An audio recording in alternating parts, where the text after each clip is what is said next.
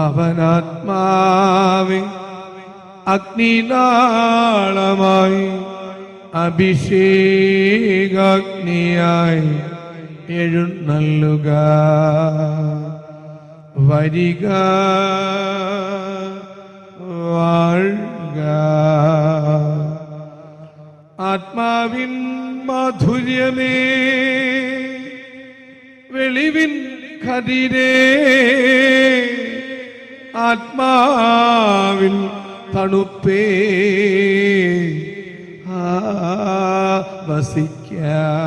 ഈശോയിൽ അനുഗ്രഹീതരായ മക്കളെ, യെശയ്യാ 60:29 കർത്താവ് നിന്റെ നിത്യപ്രകാശമായിരിക്കും, നിന്റെ വിലാപദിനങ്ങൾ അവസാനിക്കും. ഞാൻ ലോകത്തിൻ്റെ പ്രകാശമാകുന്നു എന്ന് ലോകത്തിൽ വന്ന് ജനിച്ച് ജീവിച്ച ഒരുവനും ക്രിസ്തുവല്ലാതെ പറഞ്ഞിട്ടില്ല.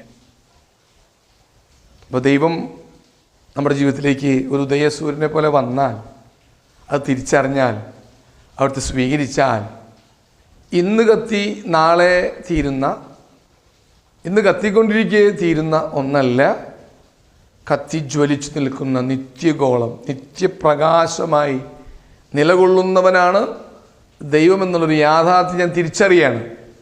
ദൈവമെന്നോ അന്ന് മുതൽ നിത്യപ്രകാശമാണ്. ഞാൻ തിരിച്ചറിയുന്നു എൻ്റെ ഒടുങ്ങാത്ത ദിവ്യമായ പ്രകാശമായി ദൈവം എൻ്റെ മുൻപിലുണ്ടെന്ന് ഞാൻ തിരിച്ചറിയാണ്. ഹീലിയം കത്തിക്കഴിഞ്ഞാൽ സൂര്യൻ അവസാനിച്ചു. ഒരു ട്യൂബ് ലൈറ്റിലെ ആർഗോൺ തീർന്നാൽ ആ ട്യൂബിൻ്റെ പ്രകാശം തരുന്ന പ്രക്രിയയും തീരും. എന്നാൽ ദൈവത്തിലെ നിന്നിലേക്ക് വരുന്ന നീതിയുടെ, സ്നേഹത്തിൻ്റെ, സമാധാനത്തിൻ്റെ, വലിയ പരിപാലനയുടെ, നിത്യവും കൂടെയായിരിക്കുന്ന ആ പ്രകാശം നിന്നോടുകൂടെ നിത്യവുമായിരിക്കുമെന്നൊരു യാഥാർത്ഥ്യത്തിലേക്ക് നിൻ്റെ മനസ്സ് തുറന്ന് ഗ്രഹിച്ചാൽ, ഹൃദയം തുറന്ന് സ്വീകരിച്ചാൽ, അത് ആ വലിയ നിത്യപ്രകാശത്തിൻ്റെ പ്രചുരിമ, മധുരിമ നീ ആസ്വദിക്കും. ഹല്ലേലൂയ, ആവേ മരിയ, ആമേൻ.